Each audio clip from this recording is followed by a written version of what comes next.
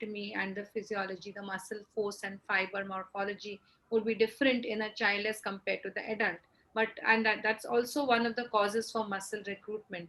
In a child, if you see, the structure of the child is developing, the bones and joints are undergoing different, the skeleton is under construction, as you can say, and the muscles are working at different lever arms and given different joint angles. The way the children perform and participate is much different to what you would expect in an adult performance. And by adult, I mean at the age of 7, where the child approximately comes to the adult pattern, and the adolescent. So there is a differential increase, or the differential sort of the qualities of each of these when you look at the tone, when you look at the recruitment, the muscle fiber. So you cannot say, suppose you're giving, for example, you're saying tummy time, which is very important for a child, and many parents do not understand the importance of tummy time.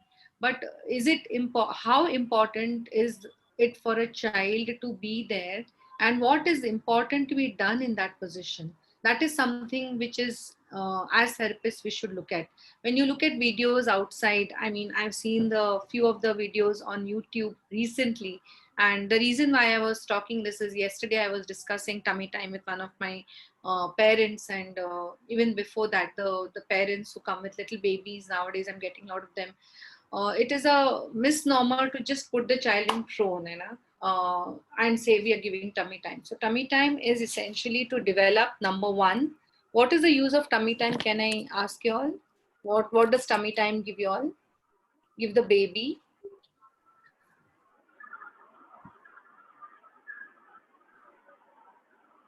I have joined but stuck in traffic while going back from visit to clinic. Consider I don't revert back till I reach. Okay, that stage, and I think so. Regulation, good. In terms of muscle force, fiber, muscle recruitment, anti-gravity control. It's a big term. It's a very big term. But yes, it initiates, I can say it initiates a little bit of anti-gravity control. Pinky saying head control, Isha is saying spinal extension. Promoter skills. What is promoter? Promote motor, Promote, I think, yeah. promote motor skills, extensor work, co-activation. So if you look at how muscle recruitment starts in a little baby, respiration, upper back extensors, yes, these are all the promotional activities what a tummy time gives to a child. So when I attended my first NDT workshop way back in 1991, we were shown a plain flat surface on which the baby was placed, one in supine and second in prone. Okay. Now, when the baby is placed in supine on a flat surface, what comes, maybe a neonate I'm talking about, what comes into picture, the first muscles to get recruited are the scapular adductors. Okay. So scapular adduction, when it is seen, when you put the child into supine, gives a little bit of cervical rotation, a little bit of cervical extension. So then they put the child into prone. Subsequently, when you see the child on his or her tummy, the child actually flops down. Okay, you can see the center of gravity actually coming towards the neck, and the child then tries to go side to side. So when you're talking in terms of muscle recruitment, it enhances a little bit of rotator work. It enhances a little bit of scapular adduction, which starts coming in once the extension starts. So that's where your recruitment actually starts, when you see a little baby. So going on to other further development, and that's a big process of normal development, how muscles get recruited, and how would you look at every aspect of normal development as a window of opportunity to recruit muscles in the right direction, and which are required for that particular activity. This is what you have to look back when you think as a therapist. Okay, coming to few videos which we would like you all to see, and we want you all to comment on the videos. I think Mihika will show you all a combination Yeah. of videos. Maybe you can show them few which we started with and where I then felt that he required something else. Vishakha, which was the 14 one? first one which we did, which we saw in him? And first one was on ball. The first one, that was? Huh. First one was the assessment part, which Yeah. initially you did. Number 14, na? Yes, number Papa? 14. Yeah. Can I Yeah. start with that? Yeah. Assessment, if you want to show, you can show from that. So it is just a small video which we are seeing his quadriceps. Actually, I had seen him in supine, I had seen him in row. There's one more video in supine, which you can see. Okay. I would love to see that. So if you can see After the this, video, now please see overall and start making your own notes. What is happening? What's getting recruited? How is he recruiting muscles?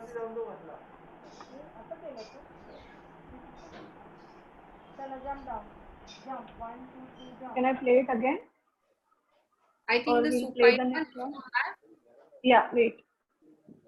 Vishakha, can you please tell me the number? Ek minute. Let me see. I So think we the do assessment is not there. Can you play this 19th one? Okay, wait.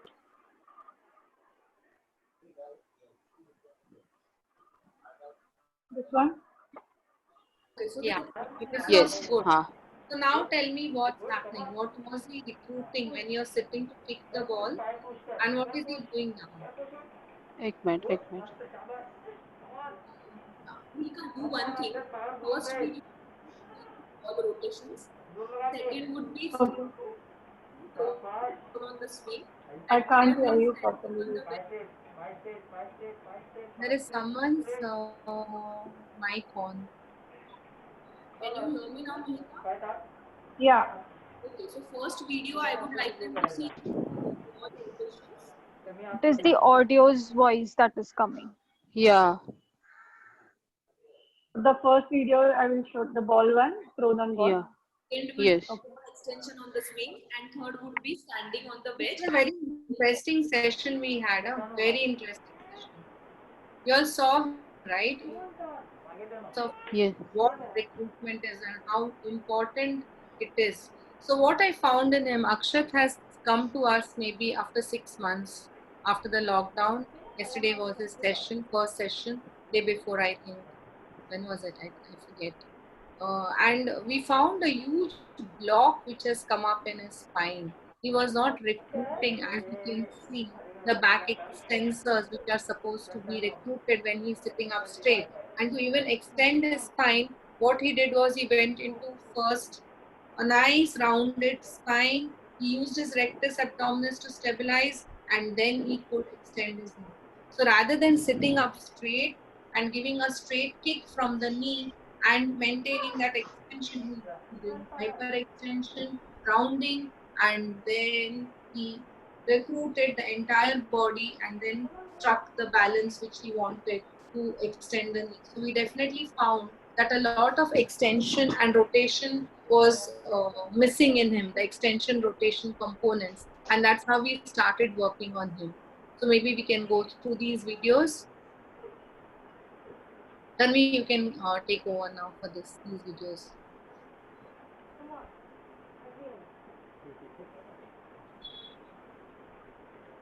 So first thing what I decided on my own is I decided that I wanted extension and I wanted rotation. I knew that my goal for the session was to hold the ball and be straight and throw the ball.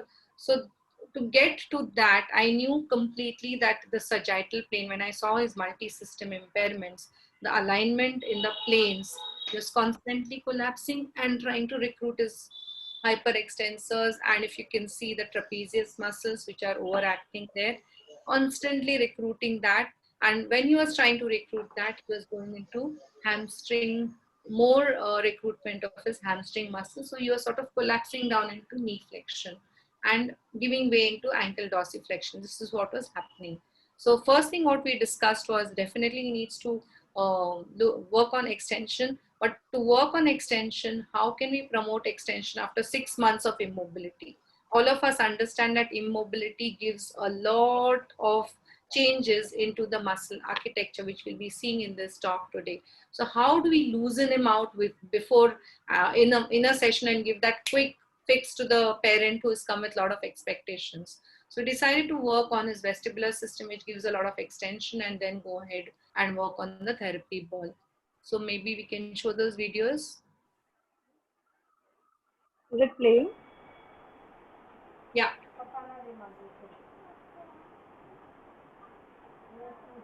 He can't even recruit his biceps or triceps. He's just loosely holding the hand and it is collapsing in gravity. You can see that happening, right? So what did I do? I rotated the swing. Which gave him a little bit of a weight shift, and he got, if you can see, a little bit of firing which is happening when the swing rotates. A wee bit of firing, and the way he was sitting on the plinth as compared to the swing, there is much of a difference in the base without me manually touching him. So that was what I got without touching him. I got a good posterior or lateral weight shift, but he has to still work on this trunk, which he is sort of leaning.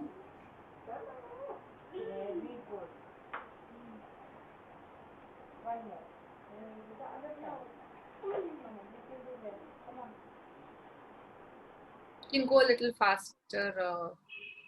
He'll come. This one?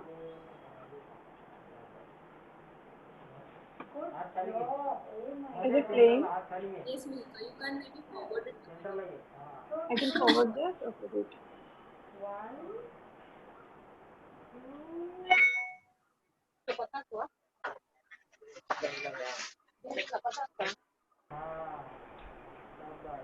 Very interesting thing happened here. Very, Ma'am, very.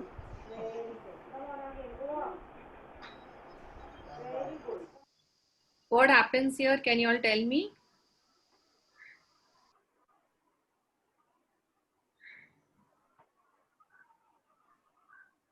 Ma'am, here he locked his spine in the mid back and he was using his trapezius. Over activation was happening with cervical extension.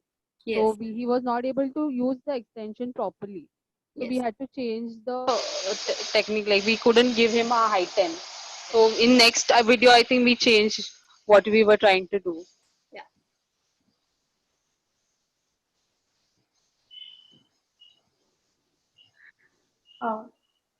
Tanvi, The which video ball would you one. like me to? I think the The ball, ball which we have used. the ball one. Which one? Yeah.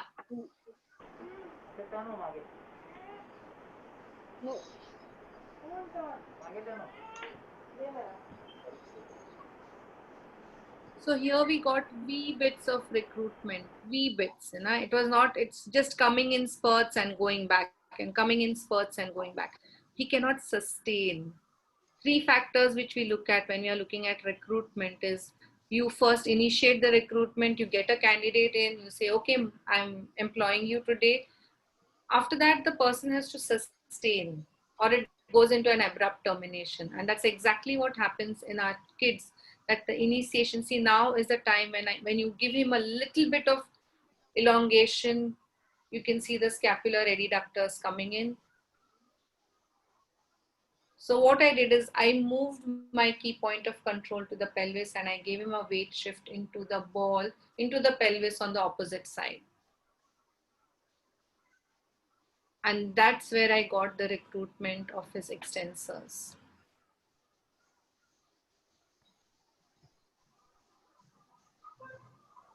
You can go a little bit faster. He throws away his mask after that. He doesn't want to use his mask.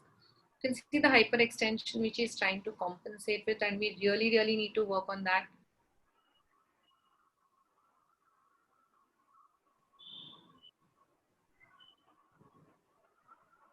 Here he's giving me a good chin tuck. He's trying to reach out well. There's good dissociation between his lower extremities, which has come up as well. Vishaka, which is the next one? I think the wedge one is the next one.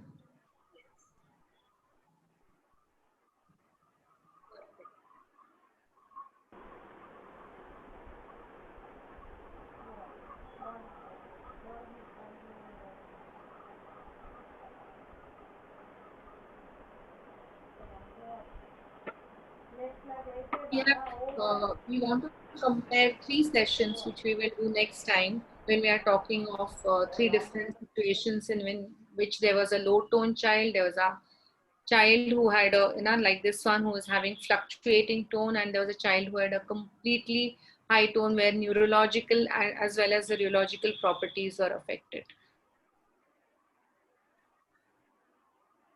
So looking at how we can work into his base, which are the feet, getting into plantar flexion, I was not getting good work, so I decided to fix him up there and give him a little bit more work.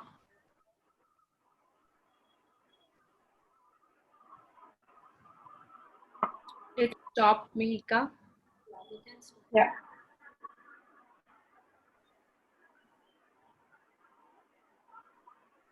I'll go to the slide.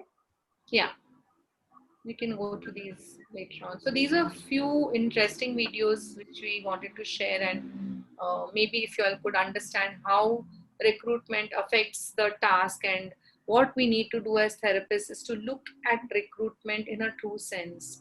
So which are the principles which can help us? Now, two people came to help us. One was Shirley Saharman and the second one was Louis Bly.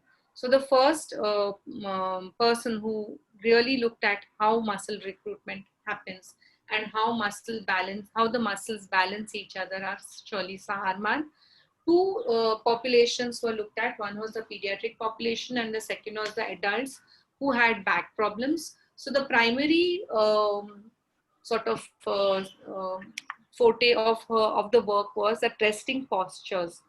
In our kids, many of us can understand that kids who are not moving a lot or who are immobile definitely may not recruit the muscles as we discussed, and some of the kids keep recruiting the muscles but they may not recruit the right muscles. So resting postures influence muscle recruitment strategies for better or for worse. So whenever you're giving a position, whether it is sitting, whether it is standing, whether it is prone, whether it is supine, whether it is you're giving a little baby tummy time, understand how you're going to influence the muscle recruitment. Force couples, balance maintains kinesiological correct joint alignment and longevity. That is, force couple is the force between, say, abdominals and your hip extensors, or your serratus, your abdominals and your hip extensors. So there's a coupling which happens, and that maintains a joint alignment and longevity. Force couples imbalance features when you look at over dominant muscles, that is muscles which are over recruited, who are doing a lot of work, and versus which are not recruited or they are under recruited muscles. So in little children who are going in for muscle imbalances, you always see rectus abdominis, you see rectus femoris, you see hamstrings, which take over a lot of work which is not desirable, as opposed to the muscles which are really needing to be recruited for activities. Next. Mika. Yeah. So Yeah. this is what we are seeing. So a dominant rectus femoris muscle, more and more of recruitment of the dominant rectus femur or the rectus femoris will automatically take your patella up and cause patella alta. So that's one example of how excessive recruitment leads into joint problems. Next. So also one thing which I would like to say is, just go back to the slide, what happens because of over recruitment of muscles, there are joint changes also which tend to happen. For every site of flexibility, there is a site of immobility. So when you're looking at joints which get affected, or the structure of the body, or looking at the musculoskeletal system, so impact of the NM system happens not only on the posture and movement, but also on your musculoskeletal system. And by and large, you see that joints get affected in a big way. Your lever arm dysfunction comes into picture when you're looking at children, I mean in adolescents. And that's how there is a correlation which you can see as a therapist, which exists between your NM system, the postural PM, and your musculoskeletal system. But one has to differentiate how to work, whether you're going to work on the NM system first. Primarily, if you can start work on NM system, definitely you will affect both. You will affect the postural system as posture and movement, as well as the musculoskeletal system. Next. Ika, you can go next. So a dominant muscle, Oh, I'm sorry. jumping There's a slide, bit of a lag. Yeah. yeah, Can you loses please? extensibility over time. It appears shortened and or hyperactive in a passive range of movement. It is recruited first in the activation sequence. I think Tanvi will go into this, which is true of type 1, that is tonic muscle fibers. Reveal the significance of the role that muscle or the group in the existing functional recruitment strategy. That is shortened or irritable muscles, that is pre-shortened, are used the most. Automatically trapezius goes up whenever you could see in that child also was trying to attempt, and then increasing the mobility of the cervical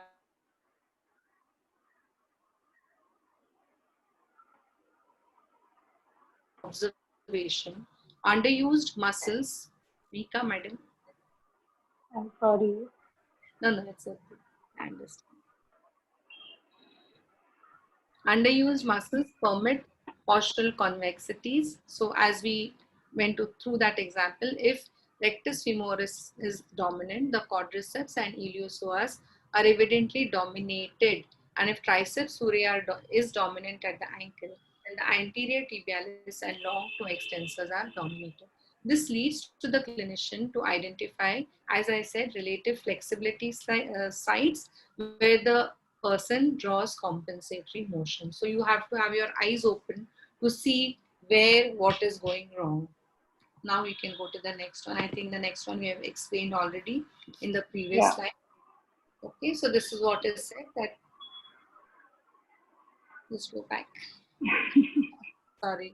So you can see here, there is a dominant muscle, erectus spinae overworking here, your iliopsoas. So the entire coupling mechanism around your pelvis is disturbed completely.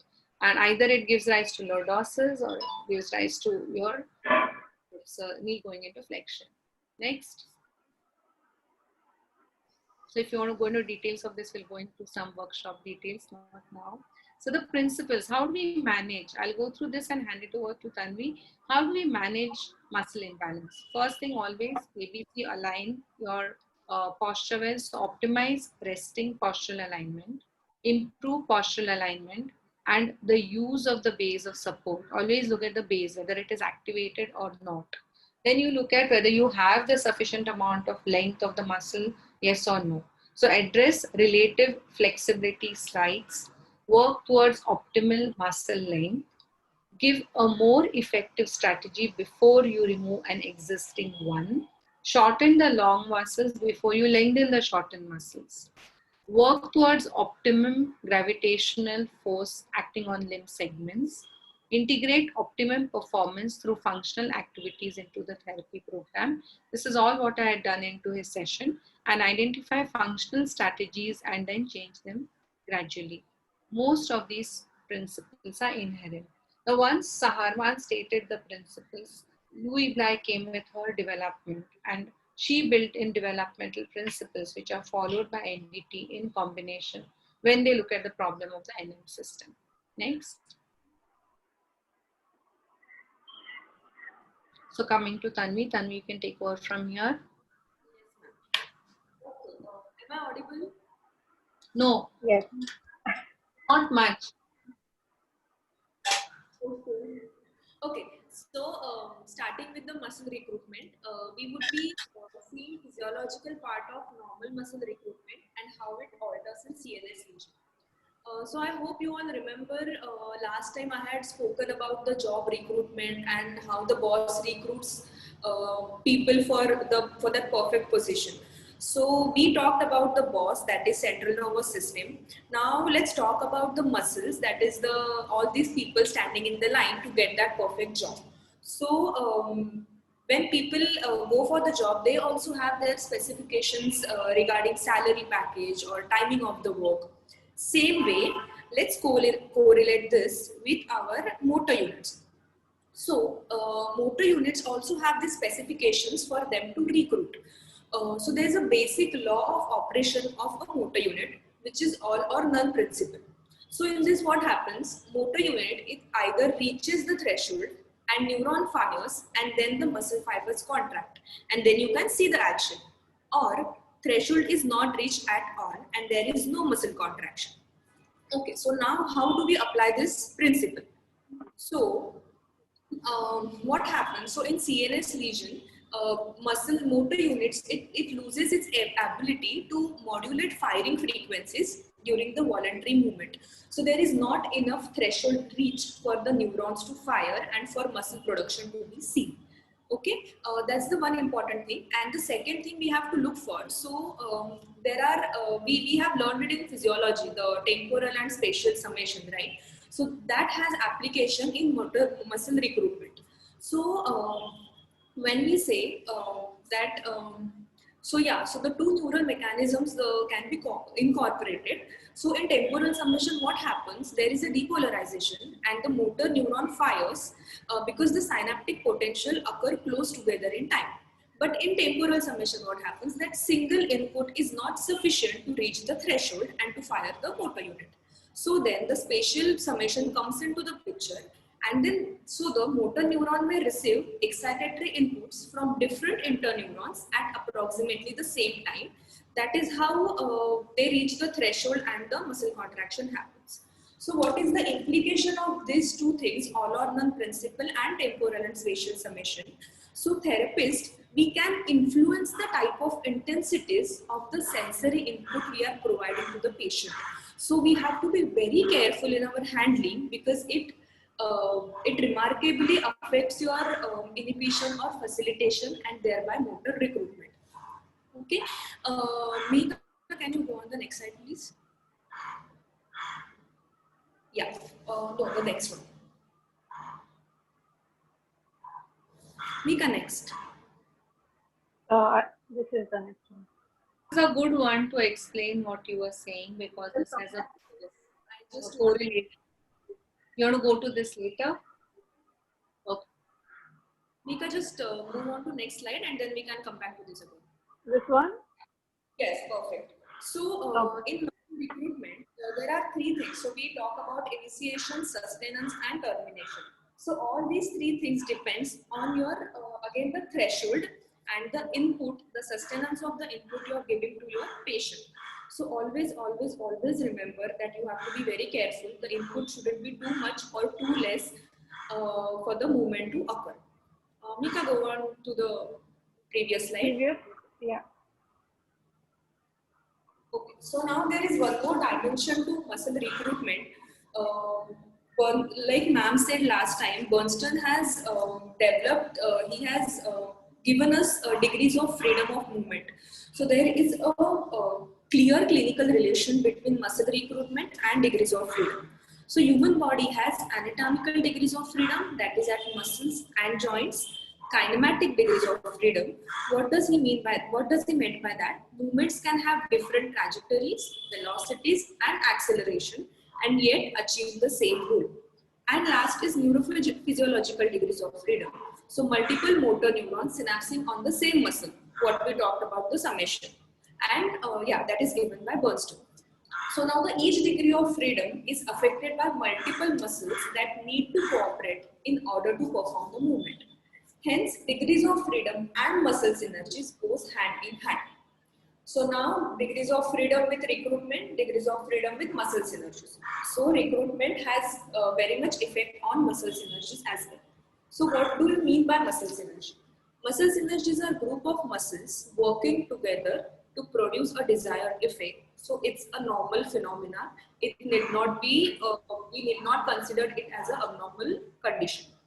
It means the CNS has complex mechanism for selecting and implementing motor strategies through groups of muscles working together in predictable ways to solve functional problems.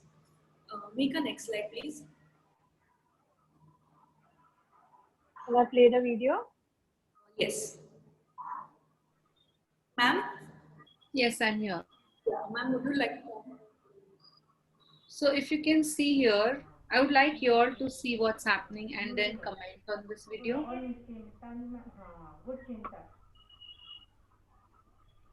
Good. Now throw it. Throw it. Throw it. आपको कौन कौन दूं? दे क्या?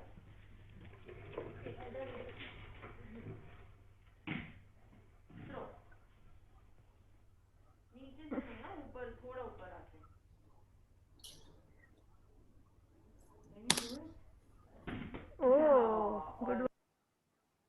So exactly what happened there? Nika, can you play it one more time Yeah. for them?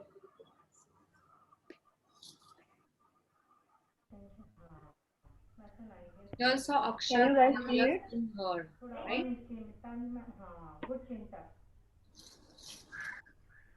good now throw it आपको कौन कौन दिया दूँ? है दे क्या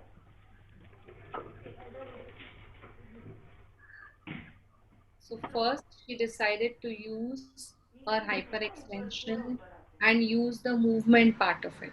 So I knew that she was going to do it, and I gave her a little bit of Oh, extension, which took care of her chin tuck, which gave her a good co-activation between her cervical extensors and flexors, and then she could throw the ball into the beautiful into the और cone. चिंतन में She had to हाँ drop the good cone. चिंतन That was the activity which she was doing. You can see good that wee now bit of throw it flexors. You can see the आपको hyperextension कौन here. कौन दिया दूँ? है दे क्या You can also see that she's trying her best from her hip extension. So base is good, her trunk is going good. ऊपर थोड़ा ऊपर आते can you do it Oh, good. So working for sustenance is very, very, very, very important. You cannot just do a movement and say, "Oh, I've achieved. Wow, that's the end of the story." Even if I give something, so for Akshat, I was looking out for a heavy toy when I was working out with him. I gave him that wooden block. Even that he could not, hold and give it behind. So using appropriate toys. Second, working with your voice. So when you're working for posture, you should work with low voice modulation. You cannot afford to modulate your voice very fast.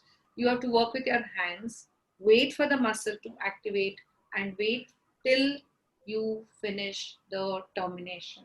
Don't allow the let go to happen, or as we say, a postural collapse. Most of our kids go into a postural collapse. So if we can avoid postural collapse, that would be a very good situation for us to work with more recruitment of that muscle for that activity. Go ahead. So the recruitment of muscle unit, again, it has four principles on which it works.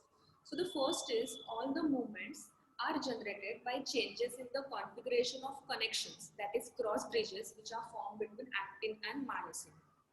The Z line and the titin protein, which are not part of active contractile mechanism, but they do provide significant passive stiffness when sarcomere is elongated past its resting length. The second is muscle force is proportional to number of attached cross bridges.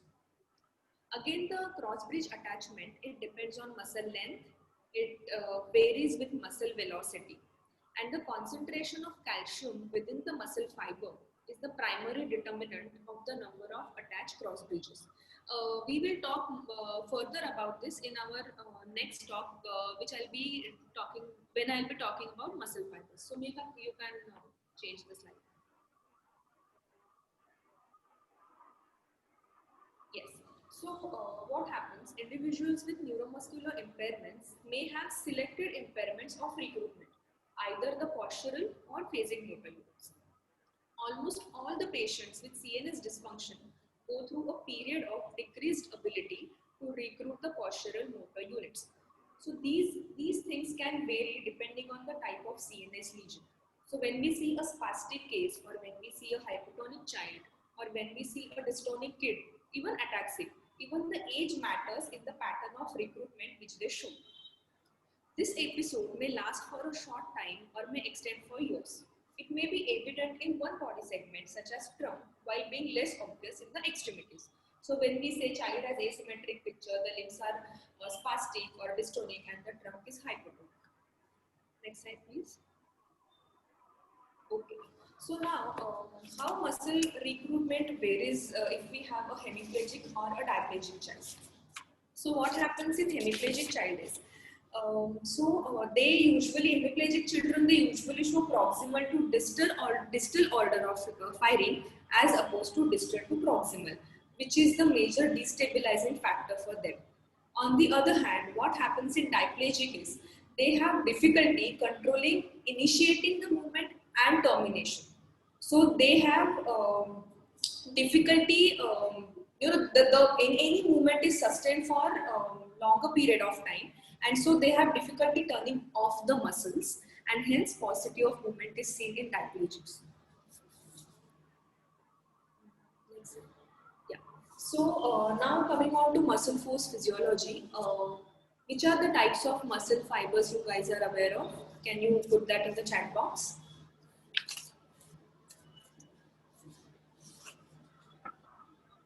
Are you listening?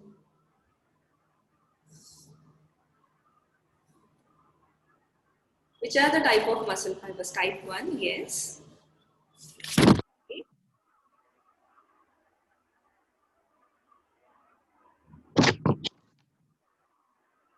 Okay. Anybody else? Yes. Type 2 and B. Yes. Okay, good. Nika, can you change the slide? Yes, Lavanya, fast switch. Okay. Yeah. So as you all said correctly, we have type 1, 2A and 2B fibers. So type 1, they are also called as red muscles because of the amount of myoglobin they had in their structure. They have the maximum O2 carrying capacity. So they are usually used in aerobic exercises. Moving on to type 2A. So type 2A, they are contract quickly and forcefully, but they fatigue rapidly. So sustaining short anaerobic bursts of activity can be produced by using type 2A fibers. And type 2B are glycolytic. They are less dense in mitochondria. So as you can see here, so sprints or plyometric activities, heavy lifting, those muscles can be repeated in these all activities. This is the chart which we have found out. Yeah. So in terms of posture and movement, you can see the difference. Fast, fatigable. Ma'am, would you like to add something in this? Ma'am, you're on mute. It is self-explanatory, and you can see on the motor units, depending on the size of axons, the muscle fibers, metabolism, the tension generated, and the fatigue. The fast motor units, fast fatigable motor units are large. The fast fatigue resistant are medium in the size of axons, and the small motor unit, the slow motor units are small. You look at the muscle fibers, there are many large muscle fibers in the fast firing motor unit show many large. Then there are many that is FOG, I forgot about this, fast oxidative fibers, and few small fibers, that is slow oxidative fibers. Metabolism, you look at the glycolytic metabolism, which is mainly the aerobic metabolism, anaerobic metabolism. When you're looking at the fast fatigue, you're looking at some aerobic capacity, and the slow has oxidative catabolism and aerobic.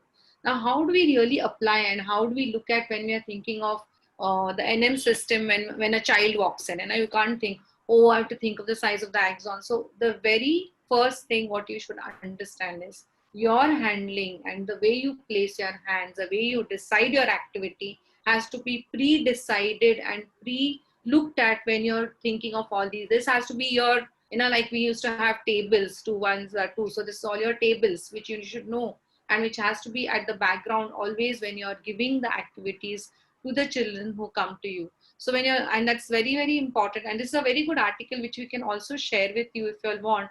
And think about it, how you can tell the parents. Now, you doing exercises in the clinic is one part of it. What the parents do at home, and how seating and equipment giving. So Akshat's father told me, the boy whom we saw first, that the orthopedic surgeon has told him put knee splints at night to encourage knee extension. Now, when you look at this and you look at what advice the orthopedic surgeon is given, it is definitely two diverse ways. And many therapists also feel that if you put extension splint in the night, things will be taken care of. Number one, night or sleep is restorative. Sleep is adaptive. Sleep gives the child the amount of rest he or she needs. Imagine if you're going to put a splint in the night and the child is going to recruit something which is more into flexion, or go into strategies which he or she is not liking. So that is something which you have to watch out for when you think of giving orthosis for night management. We do give night management orthosis, but not like in an anterior splint area knee extension case. No, that's not the way things are. You have to look at the first the ease, second the range, and third you have to think of all these things when you're giving splints. Second mistake, I'm pushing the knee into extension when you're working for a child who is going into crouch. What again, you're not going to work on anything what is given here. So how do you effectively facilitate knee extension, keeping in mind, and that these are two examples which I felt I should give you all when you all think of all these things and how you would work on a child. So that's what I wanted to add here. Thank you, Tanvi. Next, please. Okay. So now coming on to muscle force production, as you can see, so different jobs require different skill sets. The number and quality of motor units differ in each muscle, which has effects on the type and quality of muscle contraction seen. So although the force production of muscle is generally thought as a musculoskeletal system structure and function, muscle activity would not be possible without the neural excitation. Muscle force is generated through excitation of muscle fibers via alpha motor neurons supplying them, and motor units are classified as slow and fast, which right now what we talked about. The force of muscle contraction is determined by the number of active units and by their firing rate.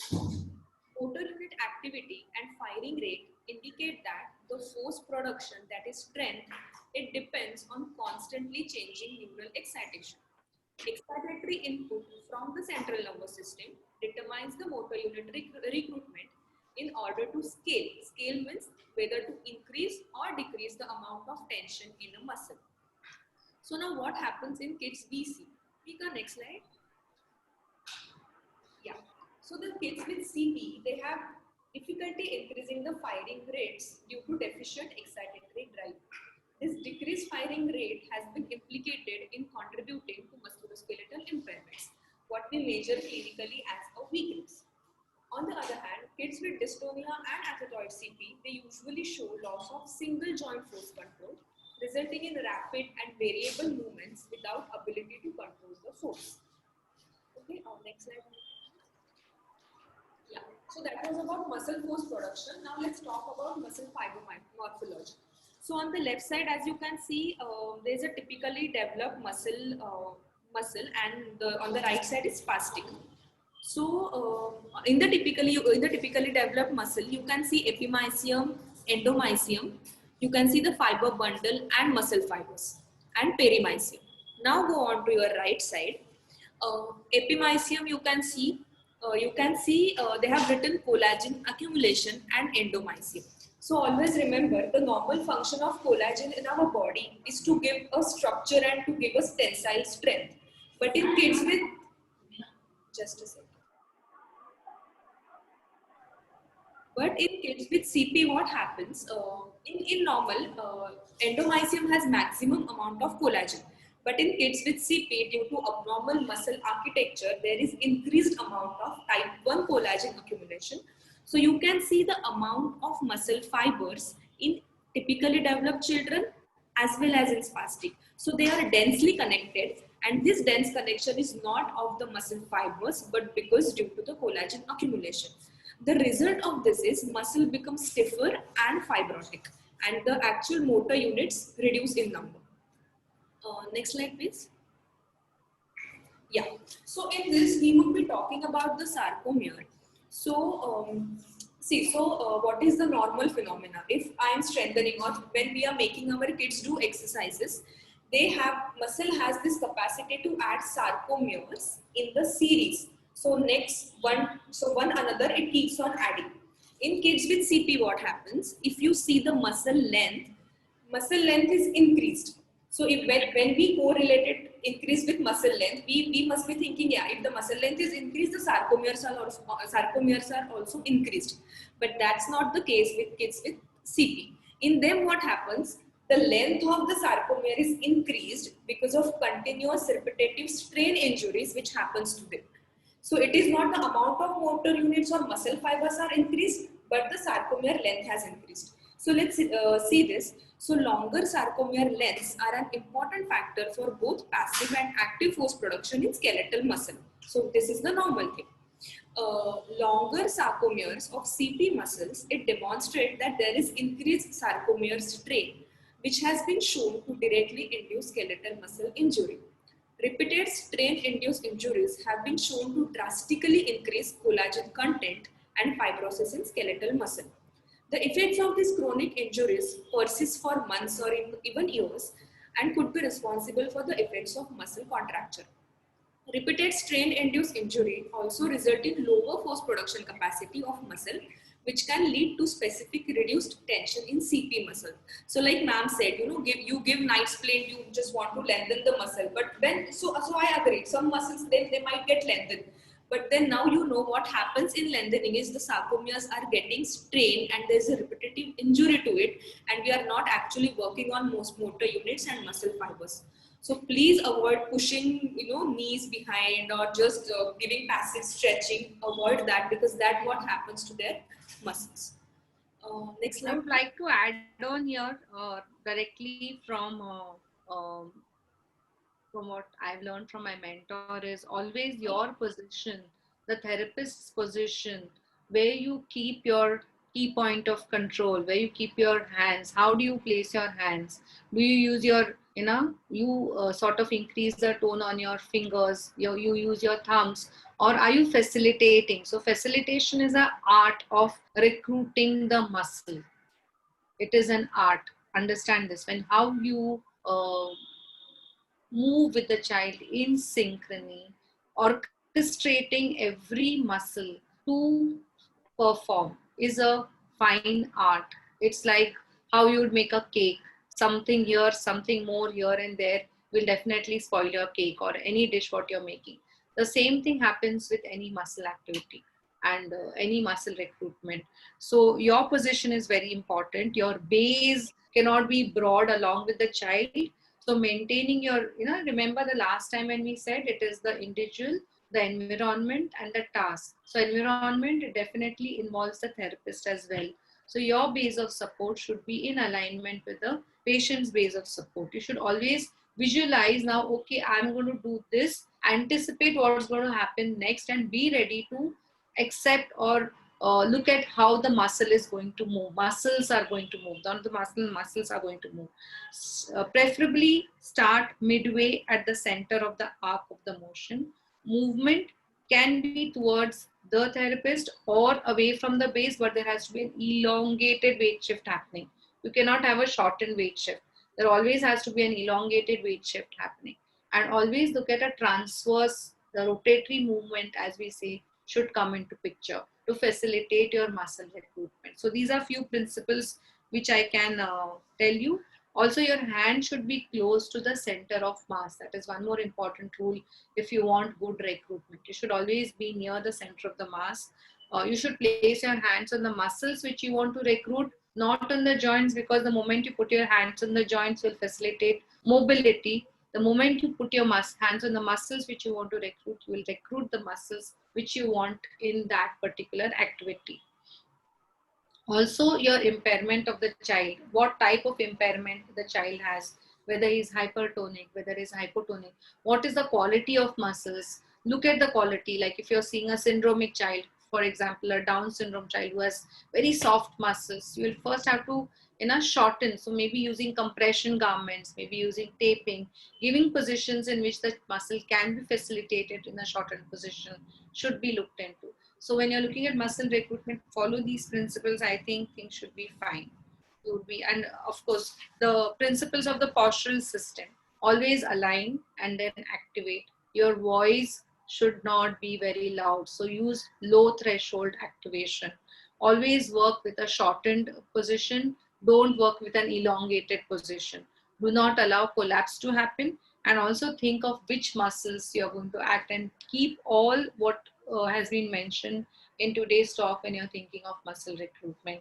Just if you can allow me to share the screen, Mihika, I will try showing how important it is to maintain and teach. I'll just show you a pic of what happened yesterday when we were trying to work on a kid. So this is the way. See, the moment you think of a child, what am I doing here? Am I just sitting with her and giving her sideline? No, I'm helping that little one to recruit the muscles. You can see how I'm facilitating from the feet, giving her the position. So these are preterm babies. Luckily for me, the father was an intensivist and he understood that the children have hypotonia. The muscles are not performing well. So all this he was understanding, giving them prone position. Giving shortened positions, very important. So even when you're looking at tummy time as one of the activities which you're going to help the parents with, see the age of the child, number one. Number two, how the muscles are functioning, how the muscles are getting recruited. This is very, very important. And this is the age when you start recruiting muscles. So be careful of your handling and what you tell the parents. That's it. That's why I wanted to share this. Thank you. I think we can stop here. Stop share. He made it in time. Pardon? He Yeah, we made it finished in time. in time. So any questions you're allowed to ask? We've kept some times for questions, some time for questions.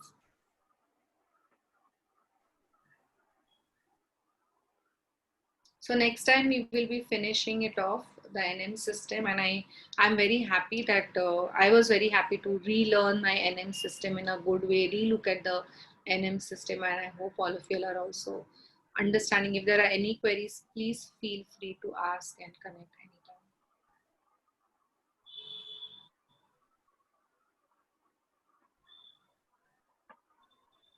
No questions, so we can break off for lunch.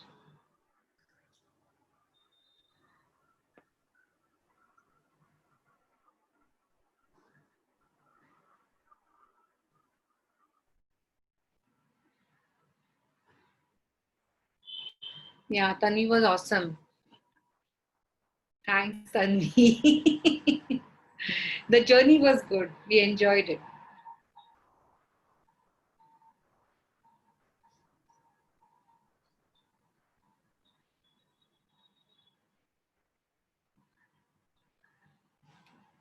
Delhi team, we are going to have a meeting. Can I quickly have my lunch and then join your Artemis team? Is that okay with you all? Are they there? Aman is there. Ambika is there. Yeah. Quick 5-10 minutes. So 2:10, 2:15 we can meet. Okay. Yes, ma'am. Okay, ma'am. Chalo, bye. See you all.